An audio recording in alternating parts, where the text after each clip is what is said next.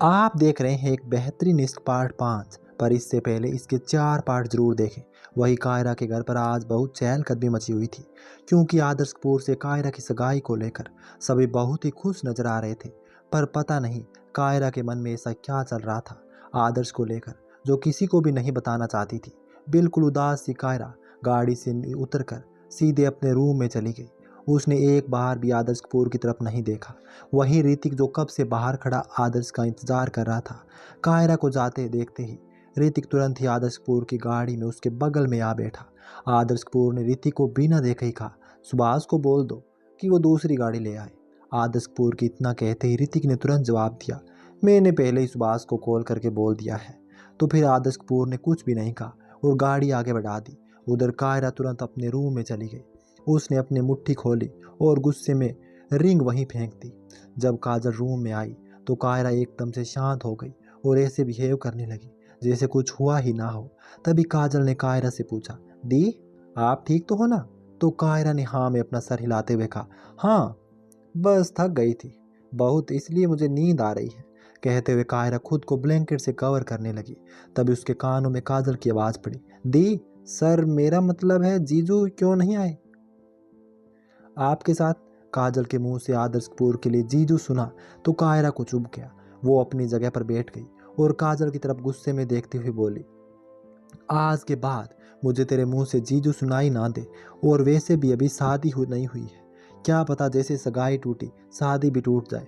तो काजल की आंखों में आंसू आ गए। उसने धीरे से कहा, सॉरी दी। बोलकर वो एकदम से दुबक गई। काजल के आंसू देखकर कायरा को अपनी गलती का एहसास हुआ। उसने आज से पहले कभी भी काजल से ऐसे बात नहीं की थी और आज भी इन सब का जिम्मेदार सिर्फ और सिर्फ आदर्श कपूर ही था। ये ख्याल आते ही कायरा को आदर्श कपूर पर और ज़्यादा गुस्सा आने लगा। तभी उसी पल कायरा ने काजल की तरफ देखा और उसे आवाज़ दी, पर काजल ने कुछ रिएक्ट नहीं किया। तो कायरा एकदम से काजल को गुदगुदी करने लगी और काजल खिलखिला पड़ी और उसने झट से कायरा को अपने गले से लगा लिया और बोली, दी आप ना गुस्सा मत किया करो। कायरा ने धीरे से कहा। फिर काजल से सोने के लिए कहकर खुद भी लेट गई, पर उसकी आंखों में नींद भी नहीं थी। वहीं दूसरी तरफ आदर्श कपूर अपने रूम के बालकनी में खड़ा था। उसके हाथ में जलती हुई एक सिगरेट थी और वो खुद भी बेहद गुस्से में था। उसे बार बार याद आ रहा था उसने किस तरह से कायरा की उंगली से रिंग निकाली थी। रात भर आदर्श कपूर और कायरा की आंखों में नींद नहीं थी और दूसरी तरफ ऋतिक और काजल आराम से घोड़े बेचकर सो रहे थे। अगली सुबह आदर्श कपूर ऑफिस चला गया, वो भी बहुत जल्दी। उसने ऋतिक को भी नहीं बताया, बस सर्वेंट से कह दिया कि वो ऋतिक को बता दे। दूसरी तरफ कायरा रात में लेट सोने की वजह से सुबह बहुत देर से जागी। काजल कब का जाग चुकी थी। आज दोनों बहनों ने छुट्टी ले रखी थी। ऋतिक भी देर से ही जागा और आदर्श कपूर के रूम की तरफ जाने लगा। तो एक सर्वेंट ने उसे बताया कि आदर्श कपूर तो कब का ऑफिस जा चुका है। ऋतिक ने कुछ भी नहीं कहा और वापस अपने कमरे में जाकर तैयार होने लगा। तैयार होने के बाद उसने ब्रेकफास्ट किया और वो भी ऑफिस चला गया। कुछ देर ही बाद ऋतिक ऑफिस में था, पर आदर्श कपूर ऑफिस में नहीं था। ऋतिक ने आदर्श कपूर को कॉल किया, पर आदर्श कपूर ने कॉल रिसीव नहीं किया। तो ऋतिक ने कुछ सोचा, फिर सुभाष को कॉल कर दिया, पर उसने भी कॉल रिसीव नहीं किया। आदर्श कपूर के ना होने की वजह से थोड़ी ही देर में ऋतिक बिजी हो गया और थोड़ी देर के लिए उसने आदर्श कपूर को कॉल करना बंद कर दिया। उधर कायरा और काजल अपने पापा के पास बैठी उनसे बातें कर रही थी। तभी कायरा के पापा की नज़र कायरा के हाथ पर पड़ी तो उन्होंने फौरन कायरा से अंगूठी के बारे में पूछा। तो कायरा एकदम से खामोश हो गई। तो काजल भी अपनी दी की तरफ देखने लगी। कायरा ने कुछ सोचा और कहा, पापा वो रिंग थोड़ी लूज थी इसलिए मैंने वो निकाल दी। देव की जी भी तभी कमरे में आई। उन्होंने कायरा की कही बात सुनी तो कहा, बेटा ये क्या, अभी तो सगाई हुए एक दिन भी नहीं हुआ और तूने अंगूठी निकाल भी दी, ये गलत है, जाकर अंगूठी वापस पहन ले। तभी कायरा के पापा ने भी देवकी जी की हाँ में हाँ मिलाई तो कायरा अपने कमरे में चली गई और जाते ही बेड पर बैठ गई। फिर याद करने की कोशिश करने लगी कि आखिर उसने वो रिंग किस डायरेक्शन में फेंकी थी। बहुत कोशिश के बाद जब उसे याद आया तो वो अपने रूम में मौजूद सोफे की तरफ बढ़ी और वो रिंग ढूंढने लगी, पर वो इससे मिली नहीं। बहुत कोशिश के बाद भी उसे रिंग कहीं नहीं मिली। कायरा परेशान होकर सोफे पर बैठ गई। तभी उसके कानों में उसकी माँ की आवाज़ पड़ी, जो उसे ही आवाज़ दे रही थी। तभी कायरा ने अपना सर पकड़ते हुए कहा, अब क्या करूँ? कायरा तुरंत अपने ड्रेसिंग की तरफ बढ़ गई और वहाँ कुछ ढूंढने लगी। कुछ देर बाद उसने अपनी एक बहुत पुरानी सी रिंग निकाली और उसे अपनी उंगली में पहनती हुई बोली, जब मैंने ही रिंग की शक्ल नहीं देखी तो किसी की और ने क्या खाक देखी होगी। कहकर कायरा मुस्कुरा दी और रूम से बाहर निकल आई। वहीं दूसरी तरफ रितिक को काम करते काफ़ी वक्त हो गया था। जब वो फ्री हुआ तो उसने टाइम देखा, फिर खुद से ही बोला, आज तुमने ये छुट्टी क्या ले ली, ये दिन तो निकल ही नहीं रहा। कुछ देर बाद रितिक को आदर्श कपूर का ख्याल आया और उसने वापस से आदर्श कपूर को कॉल किया, तो अभी भी आदर्श कपूर ने ऋतिक का कॉल रिसीव नहीं किया। ऋतिक ने फिर से बड़बड़ाया, पता नहीं भाई भी कहाँ बिजी हो गए। उधर एक कंस्ट्रक्शन बिल्डिंग की टेरिस पर आदर्श कपूर अपनी पॉकेट में हाथ डाले खड़ा था। उसकी नज़र बेहद तीखी थी। वो शिद्दत से अपने सामने खड़े शख्स को घूर रहा था। उसके पीछे ही उसका बॉडीगार्ड सुभाष खड़ा था और उनकी नज़रें भी सामने खड़े लोगों पर ही थी। आदर्श कपूर के सामने उसी की उम्र का एक लड़का खड़ा था। उसके हाथों में जलता हुआ सिगरेट पकड़ रखा था और उसके होठों पर मुस्कान थी। उसके पीछे भी कुछ लोग खड़े थे। अगले ही पल उस लड़के के होठों की मुस्कुराहट गायब हो गई। उसके पीछे खड़े 500 आदमी जमीन पर गिर पड़े थे और एक लड़का उस लड़के के पास आकर खड़ा हो गया और उसने उस पर गन तान दी। आदर्श कपूर अब भी बिना किसी भाव के अपने सामने खड़े उस शख्स को घूर रहा था। उस लड़के ने अपने सामने खड़े लड़के को देखा तो उसके मुंह से हल्के से निकला, डेविन। तो उस लड़के ने कुछ भी नहीं कहा, बस एक तिरछी स्माइल उसे दे दी। तभी आदर्श कपूर ने अपने कदम उस लड़के की तरफ बढ़ाते हुए कहा, अगर अब भी तू मेरी बात नहीं मानेगा तो। आदर्श कपूर अभी कह ही रहा था कि इतने में ही उस लड़के ने फौरन कहा, मैं तुम्हारी सारी बातें मानूंगा। उसकी बात सुनकर आदर्श कपूर मुस्कुरा दिया और आदर्श कपूर मुस्कुराते हुए वहां से चला गया। सुभाष भी उसके पीछे ही था और डेविन वहीं खड़ा था। आदर्श कपूर के जाते ही उस लड़के ने डेविन को गुस्से में घूरा तो डेविन ने उसके आगे कुछ पेपर्स करते हुए कहा, जल्दी साइन कर। उस लड़के ने पेपर्स पर साइन कर दिए और डेविन की तरफ बढ़ते हुए कहा, साले मेरे साथ रहकर तूने मुझे धोखा दिया, ये तुझे और तेरे आदर्श कपूर को बहुत महंगा पड़ेगा। उस लड़के की बात सुनकर डेविन हंस दिया और बोला, ये कमीनापन तेरा ही सिखाया हुआ है बॉस, अब तेरा समय भी पूरा हो चुका है और ये धमकियां तू अपने पास रख, क्या पता ऊपर काम आ जाए। तभी अलविदा कहते हुए डेविन ने एक गोली उसके माथे पर चला दी। तभी उस बॉस के सर से खून बहने लगा और वो झटके से नीचे आ गिरा। गोली की आवाज़ जैसे ही आदर्श कपूर के कानों में पड़ी, उसके होठों पर एक खतरनाक वाली स्माइल आ गई। उसने अपनी आंखों से ब्लैक शेड्स लगा चढ़ाए और आगे बढ़ गया। वहीं दूसरी ओर ऋतिक खुद में ही बड़बड़ा रहा था। इतने में उसका फोन रिंग करने लगा। ऋतिक ने स्क्रीन पर चमकता नाम देखा तो वो बेहद खुश हो गया क्योंकि कॉल काजल की थी। ऋतिक ने तुरंत कॉल रिसीव कर लिया, लेकिन ऋतिक की खुशी तो पल में ही गायब हो गई क्योंकि सामने से काजल ही नहीं बल्कि उसके पापा की आवाज़ आई, बेटा मैं। इससे पहले कि काजल के पापा अपनी बात कह भी पाते, ऋतिक बीच में ही बोल पड़ा, प्रणाम अंकल जी, मैंने पहचान लिया, आपको परिचय देने की कोई ज़रूरत नहीं है। तभी काजल के पापा मुस्कुरा दिए और उन्होंने मुस्कुराते हुए ऋतिक से कहा, खुश रहो बेटा, मैं बस इतना कहना चाहता था कि कल सब कुछ इतनी जल्दी में हो गया और कुछ बात भी नहीं हो पाई, तो बस शाम को तुम अपने भाई को लेकर आ जाना। मैं तुम्हारे भाई को ही फ़ोन करता पर काजल के पास सिर्फ यही नंबर था। तो ऋतिक ने तुरंत कहा, कोई बात नहीं अंकल, मैं भाई को लेकर आ जाऊंगा। तो काजल के पापा ने मुस्कुरा दिए और उन्होंने कॉल डिस्कनेक्ट कर दिया। तभी कुछ देर बाद आदर्श कपूर की गाड़ी ऑफिस के बाहर आकर रुकी। आदर्श कपूर ने वहीं से ऋतिक को कॉल किया।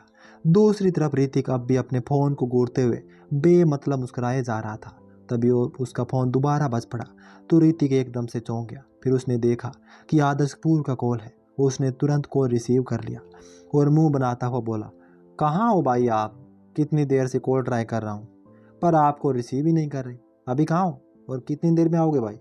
आज सारा काम मैंने किया, आपके छोटे भाई ने, आपको पता भी है ये कितना मुश्किल है। ऋतिक अभी कह ही रहा था कि इतने में ही सामने से आवाज़ आई, हो गया या अभी और भी कुछ बाकी है। ऋतिक कुछ पल के लिए चुप हो गया, फिर धीरे से बोला, हो गया। ये सुनकर आदर्श कपूर मुस्कुरा दिया और उसने ऋतिक को ऑफिस से बाहर आने के लिए कहा और कॉल डिस्कनेक्ट कर दिया। तो ऋतिक ने अपने हाथ में रखे फ़ोन को घूरते हुए कहा, बस ऑर्डर दे लो आप। ऋतिक ने मुंह बनाया और तुरंत अपने केबिन से बाहर निकल आया। कुछ देर बाद ऋतिक आदर्श कपूर के साथ गाड़ी में था। ऋतिक ने सामने देखते हुए कहा, हम कहाँ जा रहे हैं। आदर्श कपूर की नज़रें भी सामने थी। उसने फौरन जवाब दिया, घर। तुमने आज बहुत काम किया ना, तो चल आराम भी कर ले। तो ऋतिक तुरंत खुश हो गया। फिर उसे कुछ याद आया और वो आदर्श कपूर की तरफ देखता हुआ बोला, भाई आपके ससुर जी का कॉल आया था, आपको मिलने के लिए बुलाया उन्होंने, शायद शादी की बात करने के लिए। सब कुछ जल्दी में हो गया ना, लगता है अब वहाँ आपका टेस्ट होगा, पर मुझे पूरा यकीन है आप छा जाओगे उनकी नज़रों में। तो आदर्श कपूर ने कुछ भी नहीं कहा, पर ना चाहते हुए भी उसके होठों पर एक प्यारी सी स्माइल आ गई। अब आदर्श कपूर और ऋतिक घर पहुंच चुके थे और फ्रेश होने के बाद दोनों ने ही साथ में लंच किया और अपने अपने कमरे में रेस्ट करने चले गए। शाम को आदर्श कपूर ऋतिक के साथ कायरा के घर के लिए निकल गया। ऋतिक ने एक जगह गाड़ी रुकवाई और एक बुके के साथ ही उसने बहुत सी चॉकलेट ले ली और गाड़ी की बैक सीट पर रख दी और तुरंत आदर्श कपूर के बगल में आकर बैठ गया। तभी आदर्श कपूर ने ऋतिक को घूरते हुए उससे पूछा, ये सब क्या कचरा ले आया? ऋतिक ने अपनी पलकें झपकी और अपने भाई की तरफ देखने लगा। तो आदर्श कपूर ने चिढ़कर कहा, कुछ बोल भी अब। तो ऋतिक ने तुरंत कहा, ये भाभी के लिए गिफ्ट है आपकी तरफ से। ऋतिक ये देखकर मुस्कुरा दिया, पर आदर्श कपूर ने कुछ भी नहीं कहा और गाड़ी स्टार्ट कर दी। कुछ देर बाद उनकी गाड़ी कायरा के घर के बाहर थी। ऋतिक और आदर्श कपूर गाड़ी से बाहर आ गए। ऋतिक ने तुरंत गाड़ी से बुके और चॉकलेट की छोटी सी टोकरी निकाली और उसे आदर्श कपूर के हाथ में देते हुए बोला, आप अपने हाथ से दोगे तो अच्छा इंप्रेशन पड़ेगा। तभी आदर्श कपूर ने अपनी आंखें छोटी करते हुए ऋतिक की तरफ देखा तो ऋतिक तुरंत वहां से निकल गया और घर के सामने जाकर उसने डोरबेल बजा दी। तो आदर्श कपूर ने अपना सर हिलाया और वो भी ऋतिक के पीछे ही चला गया। तभी ऋतिक मन ही मन बहुत खुश हो रहा था अपनी होशियारी पर। वैसे भी ये बुके वाला सारा आइडिया था तो दर्पण का ही। वैसे दर्पण ने बुके और चॉकलेट ऋतिक को काजल को देने के लिए कहा था, पर ऋतिक को तो अपना दिमाग लड़ाना था, इसलिए वो पहले देखना चाहता था कि उसके भाई के हाथों बुके और चॉकलेट्स लेने के बाद अपनी भाभी का रिएक्शन। तभी देवकी जी ने दरवाज़ा खोला। आदर्श कपूर के साथ ऋतिक अंदर आ गया। हॉल में ही सारे लोग थे। ऋतिक ने काजल की तरफ देखा तो उसने तुरंत अपनी नज़रें दूसरी तरफ कर ली और ऋतिक मुस्कुरा दिया। फिर उसने आदर्श कपूर को हल्के से धक्का देते हुए कहा, भाई जाओ जल्दी भाभी को फूल और चॉकलेट देकर आओ जल्दी से। आदर्श कपूर बिना कुछ कहे कायरा की तरफ बढ़ गया। तभी कायरा आदर्श कपूर को ही घूरे जा रही थी। आदर्श कपूर एकदम कायरा के बगल से निकल गया। तो कायरा और ऋतिक के साथ साथ कायरा के पापा और देवकी जी भी हैरान थे। आदर्श कपूर काजल के सामने गया। उसने वो बुके और चॉकलेट्स काजल को देते हुए कहा, ये तुम्हारे लिए। आदर्श कपूर की कही बात सिर्फ कायरा और काजल ने ही सुनी थी। दूसरी तरफ ऋतिक मुंह फाड़े अपने भाई को ही देख रहा था जो उसके काजल के इतना करीब खड़ा था। काजल ने आदर्श कपूर की बात सुनी और फौरन खुशी से बुके और चॉकलेट्स आदर्श कपूर के हाथ से लेते हुए बोली, थैंक यू जी। क्योंकि काजल को कायरा की बात याद आ गई तो उसने मुस्कुराकर फिर से कहा, थैंक यू सो मच जीजू। तभी कायरा ने हैरान होकर काजल की तरफ देखा और फिर उसने मन ही मन कहा, जीजू कहने से मना कर दिया। फिर भी जब काजल की नज़र कायरा पर पड़ी तो उसने अपने दांत दिखा दिए। वहीं आदर्श कपूर खड़ा तो काजल के साथ था, पर उसकी नज़रें कायरा पर ही थी और कायरा भी आदर्श कपूर को ही घूर रही थी। उसी पर काजल ने कायरा और आदर्श कपूर को पास बिठा दिया। तो कायरा ने काजल को घूर कर देखा तो वो जाकर आदर्श कपूर के दूसरी तरफ बैठ गई। कायरा ने काजल की हरकतें देखी तो मन ही मन बोली, इस लड़के के दिमाग में आखिर चल क्या रहा है। तभी वहाँ पंडित जी भी आ गए। आदर्श कपूर ने इन सब बातों पर ध्यान नहीं दिया, पर ऋतिक एकदम तैयारी के साथ आया था। उसने आदर्श कपूर की कुंडली पंडित जी को दिखा दी। पंडित जी ने आदर्श कपूर और कायरा की कुंडली मिला लेने के बाद कहा, जजमान इनकी कुंडली देखकर तो यही लगता है जैसे ये दोनों एक दूसरे के लिए बने हैं। कायरा ने जब सुना तो वो कुछ बोलने को हुई, पर सामने अपने माँ पापा को देखकर वो चुप हो गई। पर बाकी सब ये सुनकर बहुत खुश थे।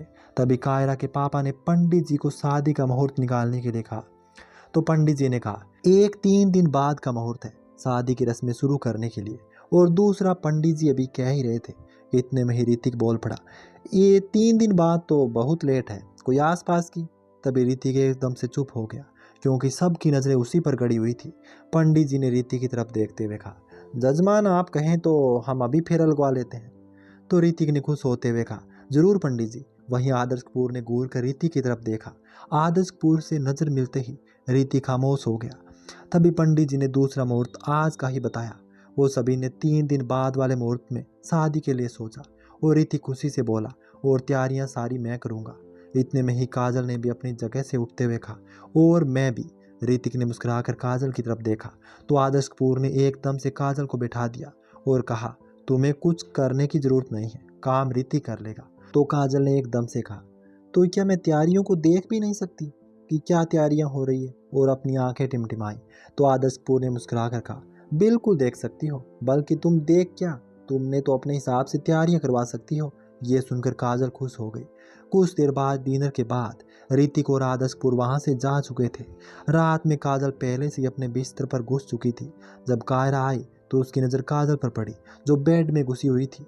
कायरा बेड के पास गई और उसने काजल के ऊपर से ब्लैंकेट खींच लिया। काजल एकदम से बैठती हुई बोली, क्या हुआ दी? कायरा ने काजल को घूरते हुए कहा, क्या था वो सब? काजल ने अपनी नज़रें इधर उधर की और अनजान बनती हुई बोली, क्या? कायरा ने कहा, काजल। तो काजल ने अपना चेहरा लटका लिया। तो कायरा ने उसके पास जाते हुए कहा, अब क्या हुआ? काजल ने एकदम से कहा, दी आपको क्या हुआ है? आप जीजू को घूर क्यों रहे थे? आपको तो पता है ना, दी जीजू अगर नहीं होते तो क्या होता? क्या पता मैं आज जिंदा ही होती या आप मेरे पास नहीं होती। तभी कायर ने तुरंत काजल को अपने गले से लगा लिया और कहा, बकवास बंद कर। काजल, ऐसा कुछ हुआ तो नहीं ना? तो काजल ने अपनी आंखें बंद कर ली और धीरे से बोली, पर हो सकता था दी। तो कायरा ने काजल को खुद से अलग किया और उसे घूरते हुए बोली, बस बहुत बकवास हो गई, फिर अभी ये बकवास की तो मुझसे बुरा कोई नहीं होगा। तो काजल ने कहा, हो भी नहीं सकता दी, गुड नाइट, लव यू, कहकर काजल झट से वापस अपने बिस्तर में दुबक गई। और कायरा ने एक पल सोचा, फिर वो एकदम से बोली, काजल की बच्ची, कहकर कायरा काजल को गुदगुदी करने लगी और काजल खिलखिला पड़ी। दोनों बहनें मस्ती करने लगी, फिर एकदम से खामोश हो गई। कुछ देर बाद काजल सो गई और कायरा आदर्श कपूर के बारे में सोचने लगी। सही तो कह रही है काजल, सर ना होते तो पता नहीं क्या होता। कायरा बहुत देर तक इसी बारे में सोचती रही। आखिर में उसे भी नींद आ गई। अगली सुबह जब आदर्श कपूर जल्दी उठा और तुरंत ऋतिक के कमरे में गया उसे जगाने, पर वो अपने रूम में था ही नहीं। तो आदर्श कपूर एकदम से परेशान हो गया। तभी वॉशरूम का दरवाज़ा खुला और ऋतिक एकदम रेडी होकर बाहर आ गया। आदर्श कपूर ने जब ऋतिक को देखा तो हैरानी से कहा, तू कैसे इतनी जल्दी उठ गया? तो ऋतिक ने मुस्कुरा कर कहा, क्या भाई आप भी, 2 दिन बाद शादी है और मुझे कितनी तैयारियां करनी है, और आपको क्या लगता है आपका भाई सोते रहेगा? जी नहीं, कहकर ऋतिक ने आदर्श कपूर को साइड किया और बाहर जाते हुए बोला, बाद में बात करता हूँ भाई, अभी बिजी हूँ, कहकर ऋतिक चला गया और आदर्श कपूर हैरानी से बस देखता ही रह गया। ऋतिक अपने साथ सुभाष और रुद्र को भी ले गया और काजल को भी कॉल करके अपने पास बुला लिया। उधर आदर्श कपूर भी ऑफिस के लिए निकल गया। कायरा को तो कहीं भी जाने के लिए उसके मम्मी पापा ने मना कर दिया था, फिर भी वो जिद करके ऑफिस के लिए निकल गई। आदर्श कपूर अपने केबिन में था। वो रीति का काम देख रहा था जो उसने कल किया था और उसके होठों पर इस वक्त बेहद हल्की सी मुस्कुराहट थी। ठीक उसी वक्त आदर्श के केबिन के बाहर से किसी ने नॉक किया। कम इन, आदर्श कपूर ने कहा। अगले ही पल कायरा अंदर आ गई। आदर्श कपूर ने एक पल के लिए अपनी नज़रें उठाई, फिर वापस से अपनी नज़रें फाइल में गड़ाते हुए बोला, क्यों आई हो? तो कायरा ने कहा, मुझे आपसे बात करनी है। तभी आदर्श कपूर ने सपाट लहजे में कहा, पर मुझे नहीं करनी। पर फिर भी कायरा वहाँ से नहीं गई, बल्कि वो खड़ी रही। फिर कुछ देर बाद वो वहीं उधर इधर से उधर चक्कर काटने लगी। कायरा की हरकतों से आदर्श कपूर इरिटेट हो गया। वो एकदम से अपनी जगह से उठ खड़ा हुआ और कायरा के सामने जाकर खड़ा हो गया। कायरा जो अपने ही ख्यालों में डूबी हुई थी, वो बेख्याली से आदर्श कपूर की तरफ बढ़ रही थी और अगले ही पल वो आदर्श कपूर से जा टकराई। तभी आदर्श कपूर ने तुरंत कायरा को उसकी कमर से पकड़ लिया। कायरा ने आदर्श कपूर को देखा तो आदर्श कपूर ने कहा, तुम्हें मुझसे बात करनी थी ना? कायरा ने फौरन ही अपना सर जोर से हिला दिया। फिर कायरा ने अपना सर झुका लिया और धीरे से बोली, सॉरी। आदर्श कपूर एकदम हैरान रह गया और उसके मुंह से हैरानी से निकला, व्हाट? उसी पल कायरा ने दूसरी तरफ देखते हुए कहा, सॉरी, मुझे आपके साथ ऐसा बिहेव नहीं करना चाहिए था। आपने मुझे और मेरी बहन को बचाया और मैंने आप पर। कायरा भी कह ही रही थी कि इतने में ही आदर्श कपूर बीच में ही बोल पड़ा, तो अब तुम्हें इस शादी से कोई प्रॉब्लम नहीं है? कायरा ने ना में सर हिलाते हुए कहा, मुझे इस शादी से कोई प्रॉब्लम नहीं है, बस सब इतनी जल्दी में हुआ कि मुझे समझ ही नहीं आया कि क्या करूं। तो आदर्श कपूर ने कायरा को अपने करीब करते हुए कहा, तो फिर तुमने हमारी एंगेजमेंट वाली रिंग क्यों नहीं पहनी है? तभी कायरा ने अपनी पलकें झपकी और अपने हाथ देखने लगी। उसकी उंगली में डुप्लीकेट अंगूठी भी गायब थी। कायरा का चेहरा उतर गया। उसने नीचे देखते हुए धीमी सी आवाज़ से कहने लगी, वो एंगेजमेंट वाले दिन। कायरा इतना बोल कर चुप हो गई। तो आदर्श कपूर कायरा को ही देख रहा था। उसे ये देखकर बहुत अच्छा लग रहा था कि आज वो उससे छूटने की कोशिश नहीं कर रही थी। कायरा को चुप देखकर आदर्श कपूर ने कहा, उस दिन तुमने गुस्से में वो रिंग फेंक दी, फिर जब तुमने वो रिंग ढूंढी तो तुम्हें मिली ही नहीं। तो कायरा ने जल्दी से किसी छोटे बच्चे की तरह हाँ में सर हिला दिया और धीरे से बोली, सॉरी पर मैं ढूंढ लूंगी और मुझे रिंग मिल जाएगी। कहते ही कायरा को ध्यान आया कि आदर्श कपूर ने अभी अभी असल में कहा क्या। उसने तुरंत अपनी नज़रें उठाकर आदर्श कपूर की तरफ देखा और कहा, आपको ये सब कैसे पता। आदर्श कपूर ने कायरा के चेहरे पर आए बालों को हटाया तो कायरा थोड़ी सी कसम कसाई। उसने कुछ भी नहीं कहा। तो आदर्श कपूर ने कहा, तुम्हें जानना है। तो कायरा ने धीरे से कहा। तभी आदर्श कपूर ने कायरा को छोड़ दिया और अपने एक हाथ से उसका हाथ पकड़ लिया और दूसरे से अपनी पॉकेट से रिंग निकाली और कायरा को पहनाते हुए आदर्श कपूर ने उससे कहा, अब अपना गुस्सा इस पर मत निकालना। कायरा ने रिंग की तरफ देखा। ये वही रिंग थी जो कायरा ने फेंक दी थी। वो खुश हो गई, फिर एकदम से आदर्श कपूर की तरफ देखते हुए बोली, आपको कहाँ से मिली। तो आदर्श कपूर मुस्कुरा दिया और तभी उसे देखकर कायरा धीरे से बोली, काजल। तो आदर्श कपूर ने हाँ में सिर हिलाया। तो कायरा पलटती हुई बोली, ये लड़की, इसने इतनी जल्दी अपनी पार्टी बदल ली। पर आदर्श कपूर ने तुरंत कायरा का हाथ पकड़कर अपनी तरफ खींच दिया, जिस वजह से कायरा सीधे आदर्श कपूर के सीने से जा लगी। इससे पहले कि कायरा कुछ कहती, आदर्श कपूर बोल पड़ा, तुम उसे कुछ नहीं कहोगी। कायरा ने घूर कर आदर्श कपूर को देखा और बोली, मेरी बहन, मैं उसे कुछ भी कहूँ। तो आदर्श कपूर ने मुस्कुरा कर कहा, ये कहाँ का रूल है। तभी कायरा ने कहा, ये मेरा रूल है। फिर आदर्श कपूर बोला, मेरे हिसाब से मैं भी अपने होने वाली साली को ऑर्डर दे सकता हूँ। तो कायरा उसे हैरानी से देखने लगी। फिर उसने अपने छोटा सा मुंह खोला, मेरी डिक्शनरी में तो ऑर्डर देना है ही नहीं। तो आदर्श कपूर ने प्यार से कायरा की आंखों में देखते हुए कहा, तो अभी शामिल कर लो माय लव। तो कायरा के होठों पर भी स्माइल आ गई। फिर उसने एकदम से आदर्श कपूर को धक्का देते हुए कहा, नो चांस। कहकर कायरा तेजी से वहां से भाग गई और आदर्श कपूर बस हल्का सा मुस्कुरा दिया। वहीं घर पर कायरा के डैड अकेले परेशान हो रहे थे। तभी देवकी जी उनके पास आई और बोली, क्या हुआ, आप परेशान क्यों हैं। तो कायरा के पापा ने देवकी जी की तरफ देखते हुए कहा, एंगेजमेंट वाले दिन मैंने जितना प्यार आदर्श कपूर की आंखों में कायरा के लिए देखा था, उतना ही पागलपन मैंने आदित्य की आंखों में भी देखा था कायरा के लिए। अब बस ये शादी जल्दी से जल्दी हो जाए और उसका साया मेरी बेटी की जिंदगी से दूर हो जाए। तभी देवकी जी ने मोहन जी के हाथ पर अपना हाथ रख दिया और धीरे से बोली, सब सही होगा। तो मोहन जी ने भी हाँ में अपना सर हिला दिया, पर वो अब भी परेशान ही थे। वहीं दूसरी ओर सुभाष, ऋतिक और काजल हॉल देखने गए थे। अब तक वो लोग 4 हॉल देख चुके थे, जिसमें से काजल को एक भी पसंद नहीं आया। तभी सुभाष ने गाड़ी रोकी तो ऋतिक गाड़ी से बाहर निकलता हुआ बड़बड़ाया, आज का दिन तो इसी में निकल गया और इसे कुछ पसंद भी नहीं आया। तभी ऋतिक के कानों में काजल की आवाज़ पड़ी, आपने कुछ कहा सर। तो ऋतिक ने फौरन नाम में अपना सर हिलाते हुए कहा, बिल्कुल भी नहीं। ये सुनकर काजल आगे बढ़ गई और ऋतिक ने लाचारगी से काजल की तरफ देखा और वो भी काजल के पीछे चला गया। उन दोनों के पीछे सुभाष था। तभी ऋतिक ने फोन में लगातार बहुत सारे मैसेज आए। ऋतिक ने चेक किया तो रुद्र ने कुछ कार्ड्स की पिक्चर्स भेजी थी। ऋतिक ने काजल की तरफ देखा जो हॉल में घूम रही थी और उसका चेहरा देखकर तो यही लग रहा था कि ये हॉल उसे पसंद आ गया है। तभी ऋतिक ने मुस्कुराकर काजल को आवाज़ दी तो काजल ऋतिक के पास आई और ऋतिक ने उसकी तरफ अपना फ़ोन बढ़ा दिया और उन कार्ड्स में से 2 डिज़ाइन सेलेक्ट करने के लिए कहा। तो काजल ने हैरानी से पूछा, 2 ही क्यों। तो ऋतिक ने मुस्कुराकर कहा, तुम्हारी तरफ से भी कार्ड्स प्रिंट वही होंगे। लेकिन पापा, काजल अभी कह ही रही थी कि इतने में ऋतिक ने उसे टोकते हुए कहा, तुम डिज़ाइन सेलेक्ट करो, पापा को तो बिग ब्रो संभाल लेंगे। तभी काजल ऋतिक को देखने लगी तो ऋतिक ने अपनी बाहों उचकाई, मानो वो पूछना चाह रहा हो कि अब क्या हुआ। तो काजल ने मुंह बनाकर कहा, वो मेरे पापा हैं। तभी ऋतिक ने काजल की आंखों में देखते हुए मुस्कुरा कर कहा, मेरे भी बन जाएंगे। तो काजल ने अपनी छोटी छोटी आंखों को और छोटा कर लिया।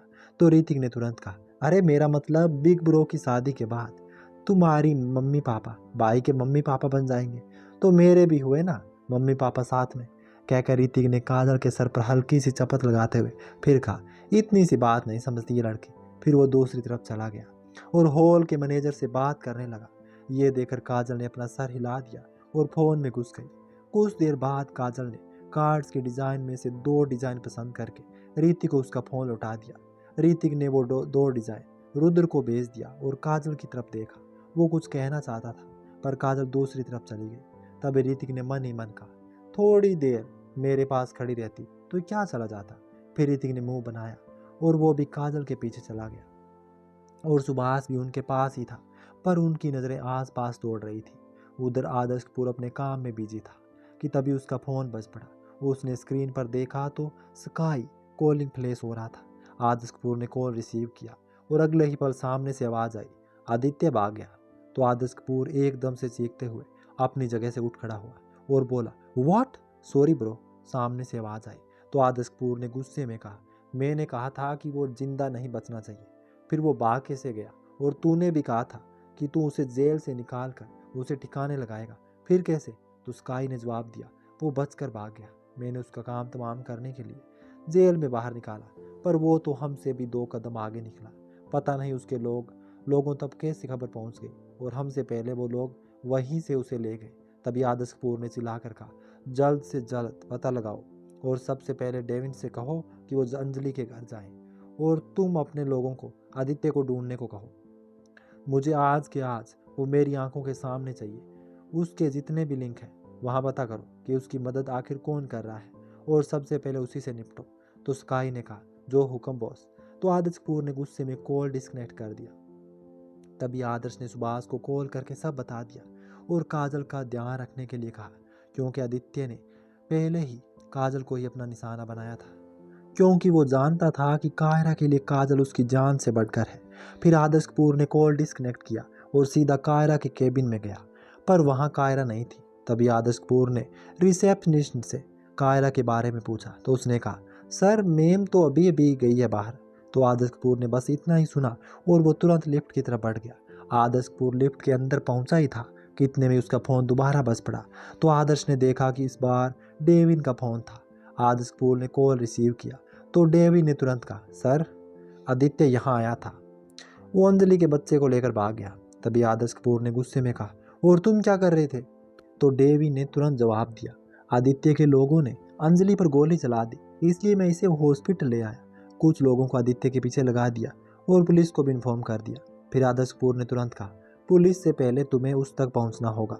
वो पुलिस से बच सकता है पर आदर्श कपूर से नहीं। इतना कहकर आदर्श कपूर ने कॉल डिस्कनेक्ट कर दिया। कुछ देर बाद जब लिफ्ट का दरवाज़ा खुला और आदर्श कपूर बाहर आ गया, उसने गार्ड्स को गाड़ी ले आने के लिए कहा और खुद आगे बढ़ गया।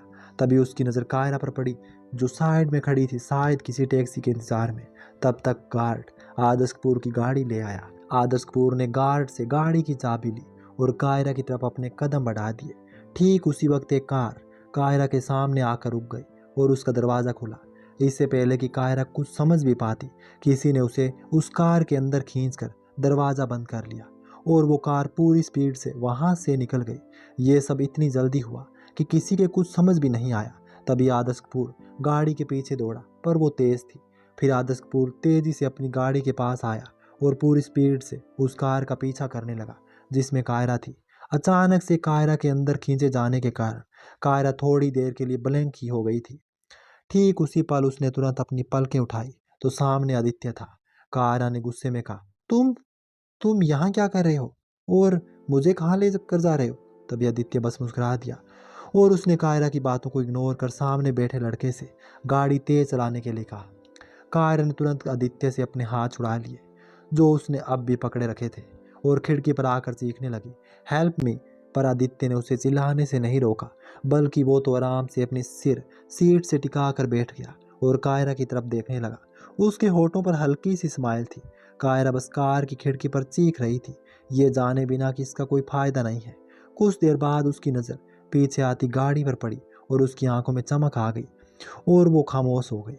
कायरा की नज़र अब आदर्श कपूर की गाड़ी पर ही थी। तभी वो कुछ कहने ही वाली थी कि इतने में उसे आदित्य का ख्याल आते ही वो शांत हो गई और बैक व्यू मिरर से आदर्श कपूर की गाड़ी को देखने लगी कि वो उसी के पीछे ही है ना। उधर कायरा के एक्सप्रेशन बदलते देखकर आदित्य थोड़ा हैरान था, पर तभी कार ड्राइविंग कर रहे लड़के ने कहा, बॉस हमारे पीछे हैं। तो आदित्य ने तुरंत पीछे देखा। आदर्श कपूर की गाड़ी उनसे ज़्यादा दूर नहीं थी, इसलिए आदित्य ने उस लड़के को चिल्लाते हुए कहा, तुम ड्राइविंग पर ध्यान दो। कहकर आदित्य ने अपना फ़ोन निकाला और एक नंबर डायल किया। दूसरी तरफ से कॉल पिक होते ही आदित्य ने कहा, आदर्श कपूर की गाड़ी पीछे है, तुम्हें पता है ना क्या करना है? सामने कुछ कहा गया और आदित्य मुस्कुरा दिया और उसने कॉल डिस्कनेक्ट कर दिया और फ़ोन को अपनी पॉकेट में डालते हुए आदित्य ने कायरा की तरफ देखा जो अपनी आंखें बड़ी की है उसे ही देख रही थी। तो आदित्य ने मुस्कुराकर कहा, देख लो तुम्हारा आदित्य कितना इंटेलिजेंट है, इतनी जल्दी बाहर भी आ गया, और जो मुझे चाहिए वो मेरे पास भी है, और अब तो मेरा बदला भी बहुत जल्दी पूरा होगा। कहते हुए आदित्य ने एक नज़र पीछे देखा और तभी कायरा ने भी पीछे देखा। आदर्श कपूर अब भी उनके पीछे था। आदर्श कपूर बेहद गुस्से में गाड़ी ड्राइव कर रहा था और उसका फ़ोन भी बहुत देर से बज रहा था। तभी आदर्श कपूर ने जल्दी से कॉल रिसीव करके स्पीकर पर किया और सामने रख दिया तो सामने से सुभाष की आवाज़ आई, बॉस, वो ऋतिक सर और काजल मैम गायब है। आदर्श कपूर एकदम से चीखा, बेवकूफ़ हो, आखिर तुम सब क्या कर रहे हो?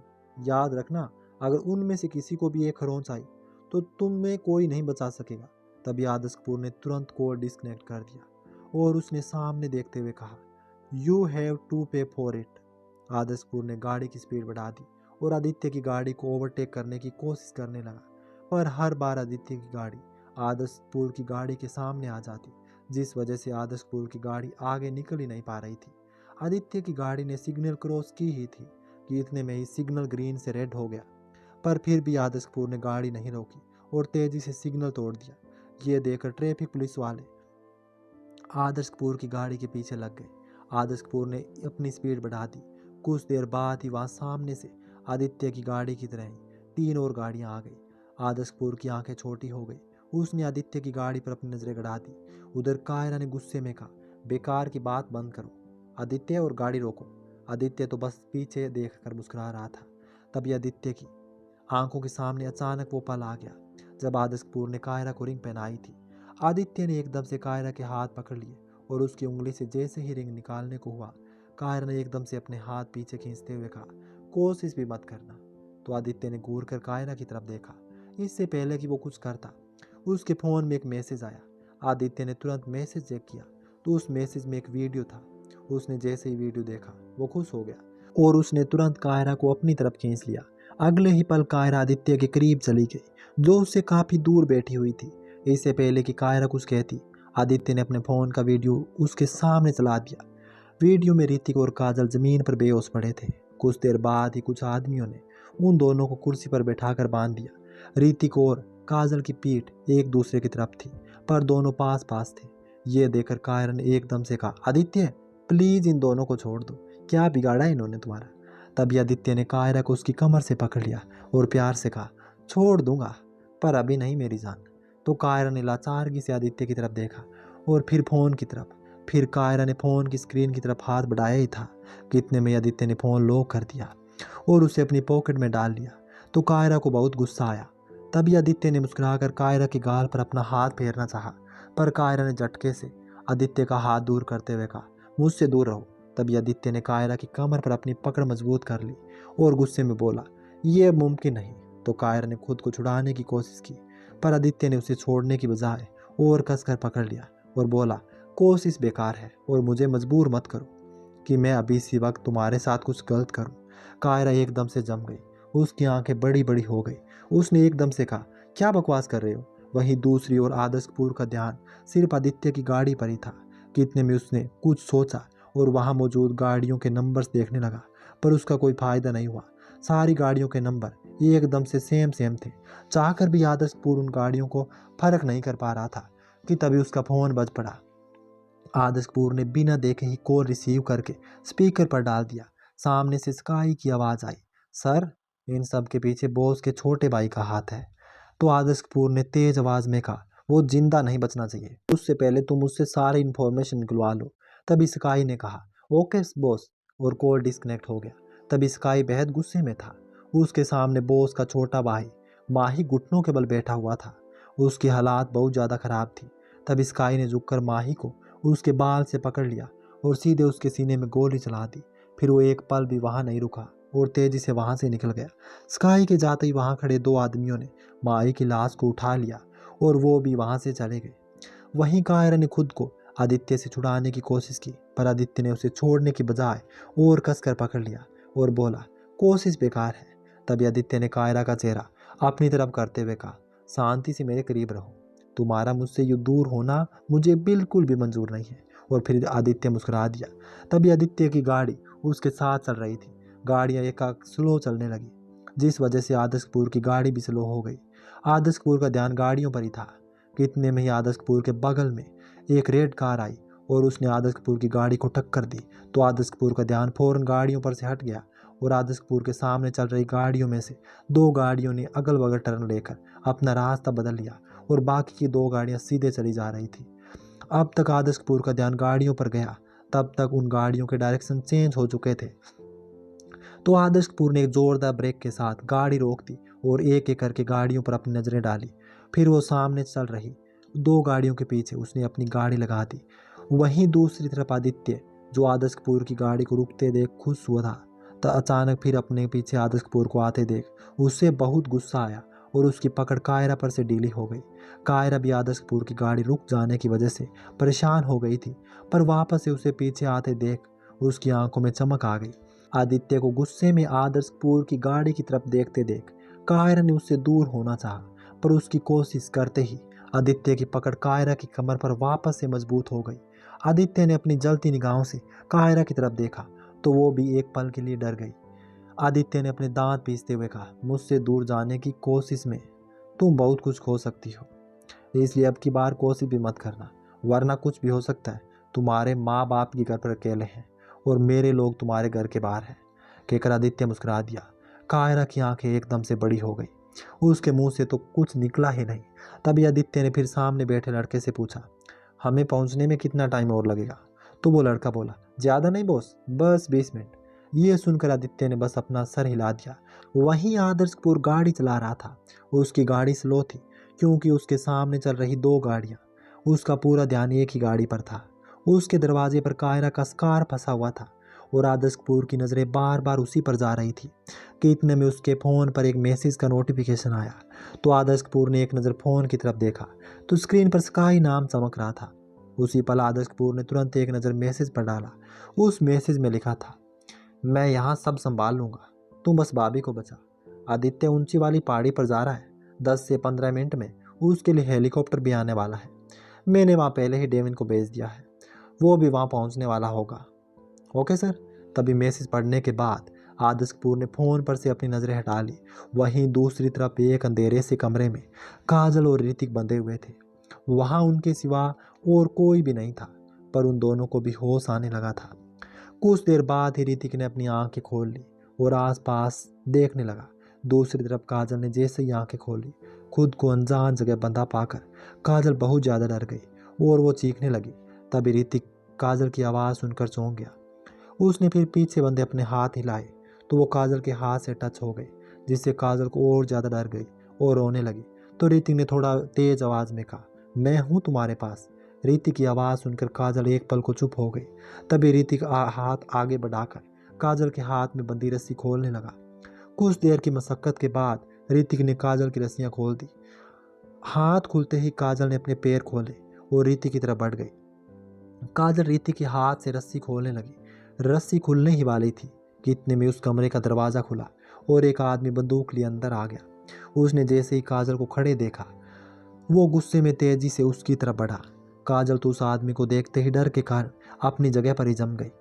तब तक ऋतिक ने अपने हाथ छुड़ा लिए। काजल उस आदमी को पास आते देख पीछे होने लगी।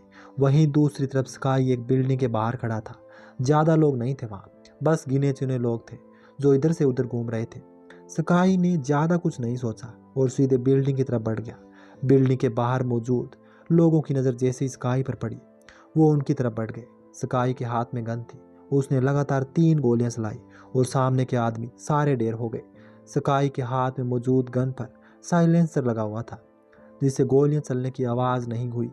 तभी स्काई ने हाथ में गन घुमाते हुए कहा, I just hate wasting my extra energy and time. कहकर स्काई आगे बढ़ा। स्काई के चेहरे पर कोई भाव नहीं था, वो गोलियां चला रहा था। तभी अचानक उसकी गन की गोलियां खत्म हो गई और ठीक उसी समय सामने से 3 आदमी उसकी तरफ दौड़ते आ रहे थे। उधर वो आदमी हाथ में गन लिए काजल की तरफ बढ़ रहा था और काजल पीछे। अचानक ही वो किसी चीज से टकरा कर नीचे गिर गई। अगले ही पल मुंह से एक तेज चीख निकली। काजल के सामने एक आदमी की लाश पड़ी हुई थी। ऋतिक भी चीख से एकदम डर गया। उसने अपने पैर भी खोल लिए थे। वो तुरंत काजल की तरफ बढ़ गया।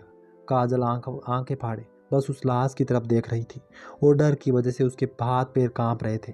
वो आदमी जो काजल की तरफ बढ़ रहा था, उसने झुककर काजल के बालों को पकड़ने के लिए हाथ बढ़ाए ही थे कि इतने में ऋतिक ने एक हाथ से उस आदमी के पीछे से उसकी गर्दन पकड़ ली और दूसरे से उसकी गन पकड़कर उसका सर पास की दीवार पर जोर से दे मारा और तुरंत काजल को उसके हाथ पकड़कर उठा लिया और उसे अपने गले से लगा लिया।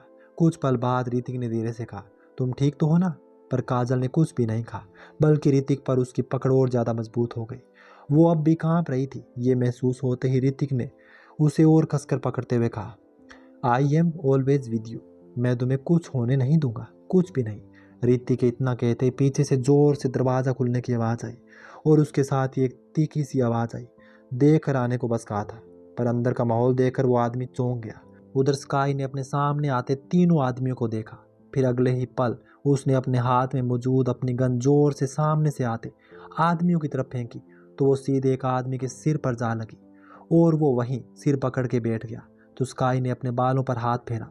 एक पल को उसके सारे बाल उसकी आंखों पर से हटे और उसका चेहरा देखते ही वो दोनों आदमी रुक गए। अगले ही पल स्काई के बाल वापस से उसकी आंखों में बिखर गए।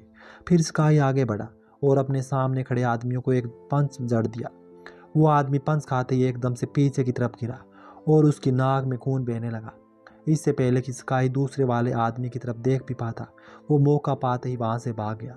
तो स्काई ने उसे इग्नोर कर दिया और आगे बढ़ गया। वहीं दूसरी ओर अचानक से दरवाज़ा खुलने और उस आदमी की आवाज़ सुनकर काजल और ज़्यादा डर गई और वो रीति के पीछे खड़ी हो गई और ऋतिक अपने सामने देखने लगा। उस आदमी ने अपने सामने का नज़ारा देखा तो वो हैरान रह गया। जिसे देखने के लिए उसने भेजा था वो एक किनारे अपना सर पकड़े आधी बेहोशी में गिरा पड़ा था। तभी उस आदमी ने गुस्से में ऋतिक और काजल की तरफ देखा और उन पर गन तान दी। ऋतिक ने भी अपने हाथ में मौजूद गन की तरफ देखा और उस पर आदमी पर तान दी। वो आदमी ऋतिक के हाथ में गन देखकर हैरान था, लेकिन फिर भी वो उनकी तरफ बढ़ने लगा। ऋतिक ने काजल को अपने पीछे कर रखा था। काजल ने कसकर ऋतिक का हाथ पकड़ रखा था, जिस वजह से ऋतिक ने काजल की तरफ देखा और ठीक उसी वक्त ऋतिक के सामने खड़े आदमी ने ऋतिक के हाथ पर एक लात मार दी और ऋतिक के हाथ में मौजूद गन दूसरी तरफ उछल गई। उधर आदर्श कपूर की गाड़ी के सामने दो गाड़ियां थी। फिर आगे चलकर दोनों गाड़ियों ने अलग अलग रास्ते पकड़ लिए, पर फिर भी आदर्श कपूर ने आदित्य की गाड़ी को ही फॉलो किया। तो आदित्य का माथा ठनका और उसकी नज़र कायरा की कार पर पड़ी, जो दरवाजे से आधी बाहर की तरफ थी। आदित्य ने वापस से पीछे देखा और अपना सर हिला दिया। फिर आदित्य ने गाड़ी चला रहे लड़के से गाड़ी तेज चलाने के लिए कहा। आदित्य की गाड़ी के साथ आदर्श कपूर की गाड़ी की स्पीड बढ़ गई। कुछ देर बाद आदित्य की गाड़ी रुक गई। आदर्श कपूर ने अपनी गाड़ी रोक ली। तभी आदित्य गाड़ी से बाहर आया और कायरा भी गाड़ी से बाहर आ गई। वो आदर्श कपूर की तरफ बढ़ने को हुई थी कि इतने में आदित्य ने उसका हाथ पकड़कर अपनी तरफ खींच लिया। ये देखकर आदर्श कपूर की आंखें गुस्से से लाल हो गई। वो एकदम से आदित्य की तरफ बढ़ गया। आदर्श अभी कुछ ही दूर पर था कि इतने में ही आदित्य ने आदर्श कपूर पर गन तान दी। तो आखिर गाइस, क्या आदर्श कपूर कायरा को आदित्य के चुंगल से बचा पाएगा या फिर खुद ही उसका शिकार बनेगा? वहीं दूसरी तरफ ऋतिक, क्या काजल को वहां से सही सलामत घर लेकर आएगा? क्या कायरा के माता पिता को भी अभी तक मालूम है कि उनकी दोनों बेटियां किडनैप हो चुकी हैं? क्या आदित्य कायरा की शादी आदर्श से होने देगा, क्योंकि शादी का मुहूर्त तो कल ही है? ये सब जानेंगे अगले पार्ट में। तो चैनल को सब्सक्राइब करके घंटी वाला बटन दबा देना, ताकि कहानी आते ही आपको सबसे पहले पता चल जाए। अब मिलते हैं कहानी के छठे पार्ट में कल 11 बजे।